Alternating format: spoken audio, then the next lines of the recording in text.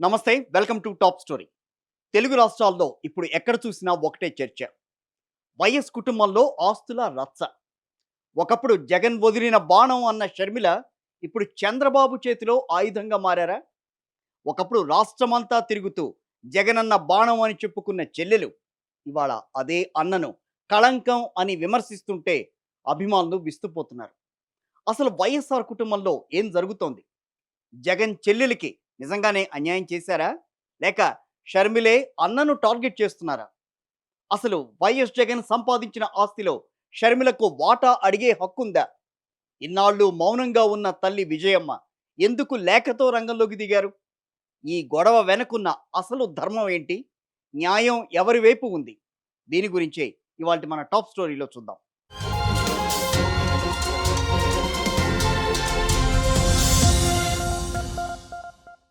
2019లో YS Jagan ముఖ్యమంత్రి అయిన కొద్ది రోజులకే షర్మిలతో విభేదాలు తలెత్తాయి. అది రాజకీయ వివాదమో, ఆస్తుల వివాదమో తెలీదు.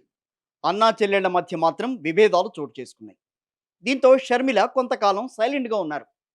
ఎవరైనా సలహా ఇచ్చారో, లేక ఆమెకే మెదడులో పుట్టిందో తెలియదు కానీ వైఎస్ షర్మిల తెలంగాణలో పార్టీ స్థాపించారు. కేసీఆర్ ప్రభుత్వానికి వ్యతిరేకంగా రాష్ట్రమంతా పాదయాత్ర కూడా నిర్వహించారు. తెలంగాణలో అనుకున్నంత స్థాయిలో విజయవంతం కాకపోవడంతో కాంగ్రెస్ పార్టీలో తన పార్టీని విలీనం చేశారు షర్మిల. ఇక తెలంగాణలో తన దుకాణాన్ని బంద్ చేసిన షర్మిల కాంగ్రెస్ పార్టీ ద్వారా ఆంధ్రప్రదేశ్లోకి ఎంట్రీ ఇచ్చారు. అటు కాంగ్రెస్ పార్టీ కూడా షర్మిలకు ఏపీపీసీసీ పదవిని కట్టబెట్టింది. అక్కడి నుంచే అసలైన గేమ్ మొదలైంది. షర్మిల ఎప్పుడైతే ఆంధ్రప్రదేశ్లోకి ఎంట్రీ ఇచ్చారో ఇక అప్పటి నుంచి నేరుగా వైఎస్ జగన్ను టార్గెట్ చేయడం మొదలుపెట్టారు. తన తండ్రికి రాజకీయ శత్రువుగా ఉన్న చంద్రబాబును ఆమె కలవడం వైఎస్ఆర్ అభిమానులను తీవ్రంగా కలిచివేసింది. వైఎస్ జగన్ శత్రువులతో చేతులు కలిపిన ఆమె 2024 ఎన్నికల్లో అంటే మొన్నటి ఎన్నికల్లో జగన్ను ఓడించే వరకు విశ్రమించలేదు. ఇక్కడ విచిత్రం ఏంటంటే ఓడిపోయిన తర్వాత కూడా వైఎస్ జగన్నే షర్మిల టార్గెట్ చేసుకుని విమర్శలు గుప్పించడం. సాధారణంగా రాజకీయాల్లో ఏం జరుగుతుంటుంది? అధికారంలో ఉన్న పార్టీని ఎవరైనా సరే టార్గెట్‌గా చేసుకొని విమర్శలు చేస్తారు.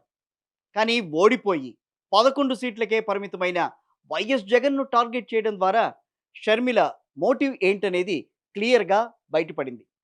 సరే, రాజకీయంగా వైఎస్ జగన్ సీఎంగా ఉన్నప్పుడు ఆయన్ను ఓడించాలని అన్ని పార్టీలు అనుకున్నాయి. కాబట్టి ఆమె కూడా ఓ పార్టీకి ప్రతినిధి కాబట్టే జగన్ ఓడిపోవాలని కోరుకుందని అనుకుందాం. ఈ విషయాలన్నీ కొంచెం పక్కన పెడదాం. ఆస్తి వివాదాలకు సంబంధించి వద్దాం. ఇక ఇప్పుడు వైఎస్ఆర్ ఆస్తుల విషయం. చాలామంది అనుకుంటున్నట్టుగా ఆస్తుల పంపకం ఇప్పుడు జరిగిందేమీ కాదు. దివంగత మహానేత వైఎస్ఆర్ బ్రతికి ఉన్నప్పుడే ఆస్తుల పంపకాలు చేయటం అనేది జరిగింది. షర్మిలకు వివాహం జరిగి సుమారు 30 సంవత్సరాలైంది. ఇక్కడ గమనించాల్సింది ఏంటంటే 2004లో వైఎస్ రాజశేఖర రెడ్డి తన ఎన్నికల అఫిడవిట్లో చూపించిన ఆస్తులు 2009కి వచ్చేసరికి ఎన్నికల అఫిడవిట్లో ఎక్కడ కనిపించలేదు. ఎందుకంటే 2009 ముందే అంటే అప్పటికే ఆయన తన కుమారుడు కుమార్తెకు ఆస్తులు రాసిచ్చారు అని అంటున్నారు. మన సమాజంలో ఆడబిడ్డకు గౌరవంగా పెళ్లి చేసి స్తోమతకు తగినట్టుగా అటు డబ్బులు కానీ బంగారం కానీ భూములు ఇచ్చి పంపించడం అనేది ఒక ధర్మంగా వస్తుంది. అయితే ఇది చట్టం కాకపోయినా సరే సంప్రదాయం. అలాంటి పరిస్థితుల్లో కూడా వైఎస్ఆర్ కొడుకు కంటే ఎక్కువగా కూతురికి ఆస్తులు పంచడం జరిగింది. షర్మిలకు కేటాయించిన ఆస్తుల లిస్ట్ని ఒక్కసారి చూద్దాం. హైదరాబాద్ బంజారా హిల్స్లో ఉన్న ఇల్లు, ఇడుపులపాయలో 51 ఎకరాల భూమి, స్వస్తిక్ లాంటి భారీ హైడ్రో పవర్ ప్రాజెక్టులు, పులివెందులలో విలువైన భూములు, విజయవాడలో రాజ్ యువరాజ్ థియేటర్లో 35% భాగస్వామ్యం, రైల్వే కోడూరులో రాజారెడ్డి ఇల్లు, చిటిగుంటలో 90 ఎకరాల భూమి. ఇలా చెప్పుకుంటూ పోతే అనేక చోట్ల విలువైన ఆస్తులను షర్మిలకు వైఎస్ఆర్ రాసిచ్చారు. ఇవన్నీ కూడా 2009లోనే రిజిస్టర్ అయ్యాయి. తండ్రిగా వైఎస్ఆర్ కొడుకు వైఎస్ జగన్ కంటే కూతురు షర్మిలకే ఎక్కువగా ఆస్తులిచ్చారు.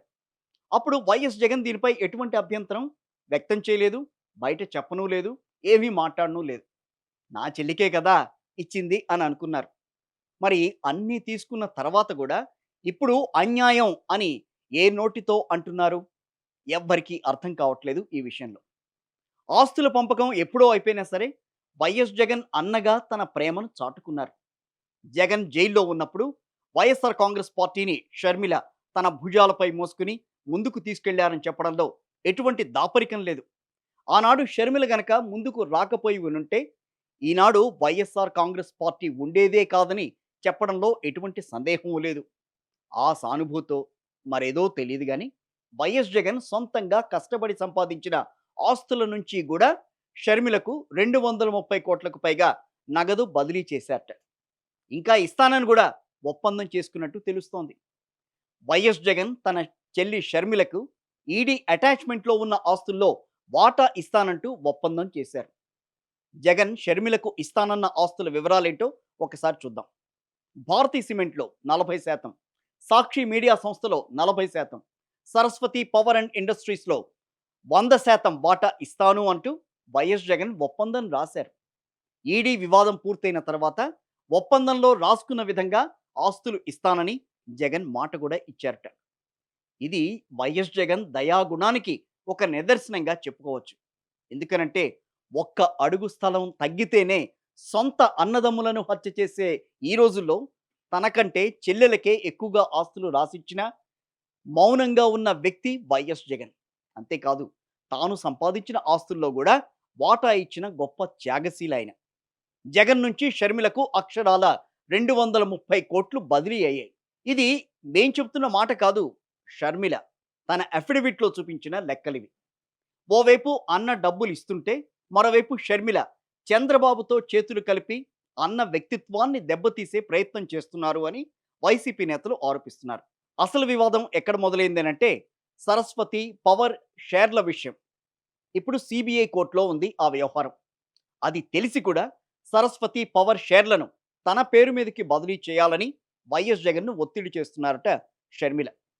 సరస్వతి పవర్ షేర్ల విషయంలో వైఎస్ జగన్ సంతకం పెడితే ఆయన జైలుకు వెళ్లారని తెలిసి కూడా షర్మిల ఒత్తిడి తెచ్చారు అనంటే అది ఏ రకమైన ప్రేమో మీకే వదిలేయాలి.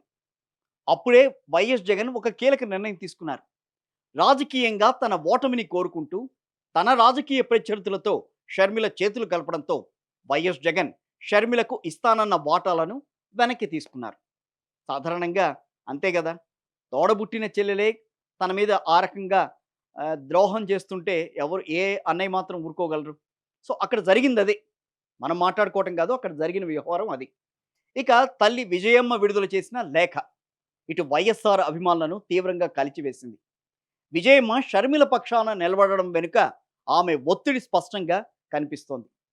వైఎస్ జగన్ను జైల్లో పెట్టిన కాంగ్రెస్ పార్టీలోకి షర్మిల వెడుతుంటే తల్లిగా ఎందుకు అడ్డుకోలేదు? వైఎస్ఆర్పై ఎఫ్ఐఆర్ నమోదు చేసిన కాంగ్రెస్ పార్టీలోకి కూతురు వెడుతుంటే విజయమ్మ ఎందుకు అడ్డుకోలేకపోయారు? కడపలో కొడుకు గెలవాలని కోరుకోవాల్సిన తల్లి అమెరికా నుంచి వీడియో విడుదల చేసి కాంగ్రెస్ పార్టీకి ఓటేయమనడం ఎంతవరకు ధర్మం? వైఎస్ విజయమ్మ వేసిన అప్పీల్ కాగితాలు గంటలోనే చంద్రబాబు అనుకూల మీడియా చేతికి ఎలా వెళ్ళాయి అని వైఎస్ఆర్ కాంగ్రెస్ పార్టీ నేతలు ప్రశ్నిస్తున్నారు. వైఎస్ఆర్ కుటుంబాన్ని వేధించిన వ్యక్తులతో షర్మిల చేతులు కలపడం ధర్మమేనా అని ప్రశ్నిస్తున్నారు. విజయమ్మ రాసిన లేఖ అత్యంత అన్యాయమని నేతలు ఆవేదన వ్యక్తం చేస్తున్నారు. సరే, కుమారుడి గౌరవాన్ని దెబ్బతీస్తూ కేవలం కుమార్తె వాదనను వినిపించటం అనేది ఒక తల్లిగా ఆమెకు తగునా? కొడుకును అన్యాయస్తుడిగా చూపే ప్రయత్నం చేయటం అనేది ఇప్పుడు ప్రస్తుతం వివాదాస్పదమవుతోంది. ఎప్పుడైతే సీఎం చంద్రబాబు వైఫల్యాలు బయటపడతాయో అప్పుడే సరిగ్గా ఆ టైంకే షర్మిల ప్రత్యక్షమవుతారు. ఇంకేముంది, సేమ్ సీన్ రిపీట్. రాష్ట్రంలో చంద్రబాబు వైఫల్యాల నుంచి ప్రజల దృష్టిని మళ్లించేందుకు షర్మిల సునీతమ్మ పావులుగా వాడుకుంటున్నారు అనేది, అంటే వాళ్ళిద్దరినీ పావులుగా వాడుకుంటున్నారు అనేది వైసీపీ నేతల ప్రధాన ఆరోపణ. వైఎస్ జగన్ వ్యక్తిత్వ హననం చేయడమే లక్ష్యంగా వీరు వ్యవహరిస్తున్నట్టుగా వైఎస్ఆర్ కాంగ్రెస్ పార్టీ నేతలు ఆరోపిస్తున్నారు. ఒక రకంగా ఇంటి విషయాలను రోడ్డు మీదకు తీసుకొచ్చి చంద్రబాబు స్క్రిప్ట్ ప్రకారమే నడుచుకోవడం వైఎస్ఆర్ వారసులుగా వీరికి తగునా అని సగటు అభిమాని ప్రశ్నిస్తున్న సందర్భం. అయితే ఇక్కడ గుర్తుంచుకోవాల్సిన విషయం ఉంటుంది. వైఎస్ జగన్ ఎంత ధైర్యవంతుడో ప్రత్యేకంగా చెప్పాల్సిన పని లేదు. అయినప్పటికీ ఆయన కూడా ఒక మనిషే కదా. తన తండ్రి చనిపోయినప్పటి నుంచి జగన్ ఒంటరే. ఆయన చూడని కష్టం లేదు, పడని కష్టం లేదు. కాంగ్రెస్, బీజేపీ, టీడీపీ, జనసేనతో రాజకీయంగా పోరాడాలా? లేక కుటుంబం నుంచి వచ్చే ఈ దారుణాలను ఎదుర్కోవాలా? తల్లి, చెల్లి కూడా ఇలా తనపై దారుణంగా మాట్లాడడంపై ఆయన ఎప్పుడో ఒకసారి బాధపడే ఉంటారు. అయినప్పటికీ ఆయన తట్టుకుని వచ్చే ఎన్నికలకు సన్నద్ధం అవుతున్నారు. చివరగా రాష్ట్రంలో ప్రతి తల్లి వైఎస్ జగన్ లాంటి కొడుకు పుట్టాలి అని కోరుకుంటుంటే, సొంత చెల్లెలు మాత్రం అన్నను శత్రువుగా చూడడం అనేది ఇక్కడ దురదృష్టకరం. కోర్టు తీర్పొచ్చే వరకు ఆగకుండా మీడియా ముందుకొచ్చేసేసి రచ్చ చేయడం వెనుక రాజకీయ కుట్ర ఉందని వైసీపీ నేతలు అనుమానిస్తున్నారు. మరి ఈ వైఎస్ఆర్ కుటుంబ కథా చిత్రానికి ఎప్పుడు ముగింపు పలుకుతారు అనేది చూడాలి. ఇదే ఇవాల్టి మన టాప్ స్టోరీ.